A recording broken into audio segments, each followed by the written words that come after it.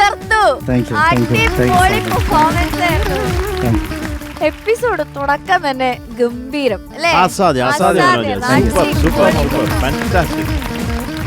എന്താ എനർജി! ഓ ചേട്ടനാ മുടിയൊക്കെ ഇങ്ങനെ മൂവ് ചെയ്യുമ്പോ തന്നെ നമ്മുടെ എനർജി ആവുന്നല്ലേ. വേണമെങ്കിൽ പറഞ്ഞു നോക്കി. അല്ല, കുറെ സന്തോഷം മനോജിനെ കണ്ടത്. ഞങ്ങൾ ഈ അടുത്തൊരു റെക്കോർഡിംഗ് ഉണ്ടായിരുന്നല്ലേ, അത് വായിക്കാൻ വന്നു മനോജ്. എന്നിട്ട് ജീവനോട് വിട്ടോ ഇത്? അയ്യോ, എല്ലാരും നന്നായി പറയും ആദ്യം. അയ്യോ അയ്യോ നന്നായിരുന്നു മനോജ്. അസാധ്യമായിട്ട് വായിച്ചു കേട്ടോ.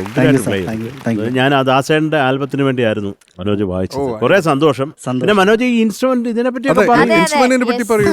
മോഡേൺ വീണ. എന്റെ പേര് ചന്ദ്രവീണ. ഓക്കെ, ചന്ദ്രവീണ. ഇത് മനോജ് ഡിസൈൻ ചെയ്തതാണോ? ഞാനിങ്ങനെ എൻ്റെ മൈൻഡിൽ ഇങ്ങനെ ഐഡിയ ഉണ്ടായിരുന്നു ഇങ്ങനെ ഒരു മോഡൽ വീണ. അപ്പം ഞാനിങ്ങനെ പറഞ്ഞ് എൻ്റെ ഒരു ഫ്രണ്ടിനെ കൊണ്ട് കസ്റ്റമൈഡായിട്ട് ചെയ്യിച്ചെടുത്തതാണ്. കാണാൻ തന്നെ ഒരു ഭംഗിയുണ്ട്. പറയൂ ചേട്ടാ, ഈ ചന്ദ്രവീണയെ കുറിച്ച് കുറച്ച് നമ്മളോടൊന്ന് പറയോ? അതെ, ഇപ്പം നമ്മുടെ ട്രഡീഷണൽ വീണ എന്ന് പറയുന്നതിൻ്റെ ഒരു അത് പ്ലേ ചെയ്യുമ്പോൾ ഒരു ലിമിറ്റേഷൻ ഉണ്ടാവില്ല. ലിമിറ്റേഷൻ അത് പ്ലേയിങ്ങിലല്ല ഞാൻ പറയുന്നത്, ഹാൻഡിൽ ചെയ്യുന്നതിൻ്റെ ഒരു. പിന്നെ ഇങ്ങനെ ഇതുപോലെ ഹാൻഡ് ആക്കി എടുത്തുകൊണ്ട് നമുക്ക് കൂടുതൽ ഇന്ററാക്ട് ചെയ്യാനും ഇപ്പോൾ ഓഡിയൻസുമായിട്ട് ഇന്ററാക്ട് ചെയ്യാനും മൂവ് ചെയ്യാനും മറ്റേ വീണ എടുത്തോണ്ട് ഓടി നടക്കാൻ പറ്റത്തില്ല. ട്യൂഷൻ വായിക്കുന്ന വയലിൻകാരാണ് നമ്മളെ ഒരു സ്ഥലത്ത് ഇരുത്തുന്നത്, എന്നിട്ട് അവർ ഓടി വന്ന് വായിക്കും. ഇപ്പൊ നമുക്ക് ഓടി വന്ന് വായിക്കാം പറ്റുന്നുണ്ട്. നല്ല ഒന്നാമത് വെള്ളയൊക്കെ വീണാന്നിടായിരുന്നു പേര്. ദാസേട്ടന് ഇഷ്ടപ്പെടും. ഇങ്ങനെ ഈ ഡിസൈൻ ആക്കി എടുത്ത് ഞാനാ. ഇതിന്റെ ഫുള്ള് ഈ ഫ്രട്ട് ബോർഡൊക്കെ തനി ഉണ്ടാക്കിയതാ. അല്ലെ മനോജ്, എനിക്ക് ഇതിന്റെ ടോൺ മാറ്റാൻ പറ്റുമോ? ടോൺ മാറ്റാൻ പറ്റും.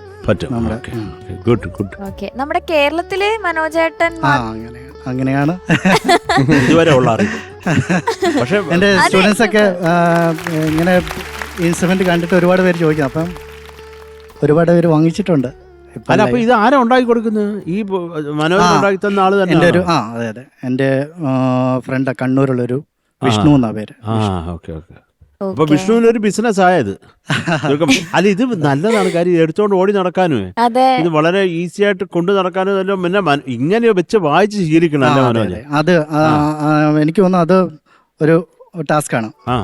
നമ്മളിങ്ങനെ വായിച്ചിട്ട് പെട്ടെന്ന് ഇങ്ങോട്ട് മാറുമ്പോഴേ ഈ വീണ വായിക്കണമെങ്കിൽ ഇതിനു വേണ്ടി പ്രാക്ടീസ് ചെയ്യണം. കീറ്റാറിന്റെ കോൺസെപ്റ്റ് ആദ്യം കീബോർഡ് ഇങ്ങനെ നിന്ന് വായിക്കുന്ന ഒരു ഇതായിരുന്നു, പിന്നെ അത് നേരെ കീറ്റാറൊക്കെ ആയി. മറ്റേ വീണ പ്ലേ ചെയ്തിട്ട് ഇത് വായിക്കാൻ പറ്റില്ല. എനിക്ക് ഒരുപാട് നല്ല വീണ ആർട്ടിസ്റ്റുകൾ ഇതെടുത്ത് വെച്ച് പ്ലേ ചെയ്യാൻ നോക്കിയിട്ടുണ്ട്. പക്ഷെ ഈ വീണ വായിക്കണമെങ്കിൽ ഇതിനു വേണ്ടി പ്രാക്ടീസ് ചെയ്യണം.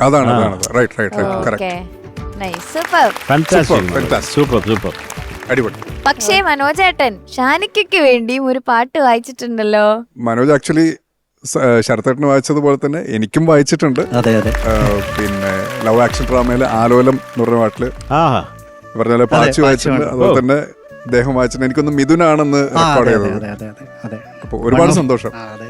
വൺ ഓഫ് മൈ ഫേവറേറ്റ്സ് ആണ്. Oh thank you so much. Thank you so much. അത് പാടിയത് നോമാണ്. സംഗമിച്ച് ഒരു കുറവും കൂടിയുണ്ട്.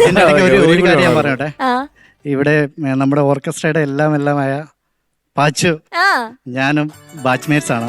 അവന് ഇവിടെ കയറുന്നതിന് പോകാൻ പറഞ്ഞത് കുറെ പുകഴ്ത്തി പറഞ്ഞേക്കണം അവനെ പറ്റി. എനിക്ക് ഇത്ര നേരം നിങ്ങളൊരു വിലയുണ്ടായിരുന്നു. കൂടെ പഠിച്ചിട്ട് ഇവനെന്താ ഇങ്ങനെ ആയിപ്പോയി?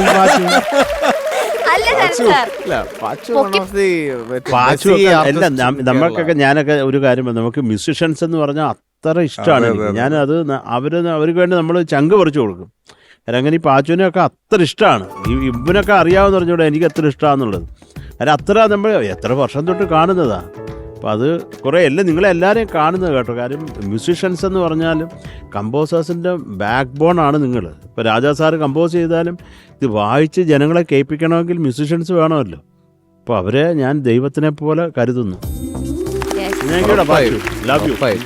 അല്ല എന്തായാലും പൊക്കി പറയണമെന്ന് പറഞ്ഞല്ലേ. പാച്ചുവിനെ പോലെ ഒരു നല്ല മനുഷ്യൻ ലോകത്ത് കാണത്തില്ല.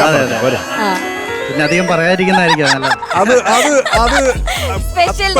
അത് അണ്ടർലൈൻ ചെയ്തത് പറഞ്ഞത് ഇഷ്ടമായി. നേരെ മൈനർ പിടിച്ചു. പാച്ചു മാത്രല്ല, പാച്ചുവിന്റെ വൈഫ് വിദ്യ എൻ്റെ വൈഫ് പൂർണിമ, ഞങ്ങളെല്ലാവരും ഒരുമിച്ചാണ് പഠിച്ചത്. ഓ ഓ ഓ ഒരുമിച്ച് പഠിച്ച്. അതെ, അങ്ങനെയായിരുന്നു. അതാ പറഞ്ഞ ഉൾട്ടോണിന്ന് മാറി. നിങ്ങൾ ഏത് വർഷമായിരുന്നു നിങ്ങളുടെ ബാച്ച്? ഞാൻ PG എവിടെ പാസ് ഔട്ട് ആയത് 2007. പാച്ചു അങ്ങോട്ടേക്ക് ചോദിക്കാം, ഏതായിരുന്നു, ഏത് വർഷം? 2004 ആണെന്ന് തോന്നല്ലേ പാസ് ഔട്ട് ആയ? അത് ഡിഗ്രിയുടെ ഡിഗ്രി അല്ല, ഞാൻ അതുവരെ പോയിട്ടുള്ളൂ. നന്നായി. എക്സാം എഴുതാൻ പറ്റിയില്ല. അവനെല്ലാം വലിയ കാര്യമില്ല. അതല്ല ഇതിന് അവിടെ പോയി എഴുതുന്നു. അതല്ല സാർ, അവനെല്ലാം പഠിച്ചു കഴിഞ്ഞത് ഡിഗ്രി കൊണ്ടെല്ലാം ആ ഒരു ചെറിയ സമയം കൊണ്ട് ഇല്ല, അവൻ കില്ലാടിയല്ല. അവൻ എന്തിനായിരുന്നു പഠിക്കുന്നത്? ഇത് തന്നെയല്ല അവന്റെ ഏരിയ. അല്ല, അന്നും പാച്ചുമായിരുന്നു നമ്മുടെ ഒരു പ്രൊഫഷണലായിട്ടും പോകുന്ന ഇവന് മാത്രമാണ്. അവൻ കൊച്ചിലെ മുട്ടിലഴയ്ക്കുന്ന മുതൽ തബല വായിക്കുന്നോ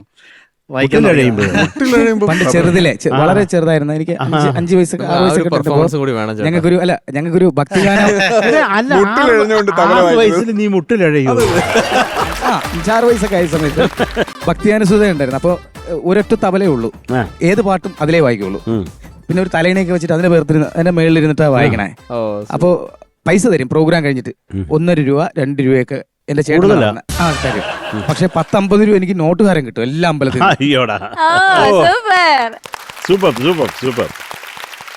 ചേട്ടാ, അധ്യാപകൻ, ആ ഒരു അധ്യാപകനോ? ചേട്ടനൊരു അധ്യാപകനൂടെ ആണല്ലോ. ആ അധ്യാപകൻ. അതെ, ആ ടീച്ചറായ മനോജേട്ടനെ കുറിച്ചുകൂടെ ഞങ്ങളോട് പറയാം. അവളൊന്ന് മാറ്റി വേഗം ടീച്ചറാക്കി. ഞാൻ പഠിച്ചു എല്ലാം. തൃപ്പൂണിത്തുറ RLB കോളേജിലെ അതെ, വീണ ടീച്ചറാണ്. Very good, very good. ഇപ്പൊ കൊറേ നാളായോ? ഒരു 4 വർഷം കഴിഞ്ഞു അവിടെ. ഇല്ല മനോജെ, അവിടെ പഠിപ്പിക്കാൻ പോകുമ്പോഴും ഇങ്ങനെ ചുവപ്പ് ഷൂവും ഈ അന്യനായിട്ടാണ് പോകുന്നത്. അവിടെ നമ്മൾ മാന്യനാണ്. ഇവിടെ അന്യനും അവിടെ മാന്യനും.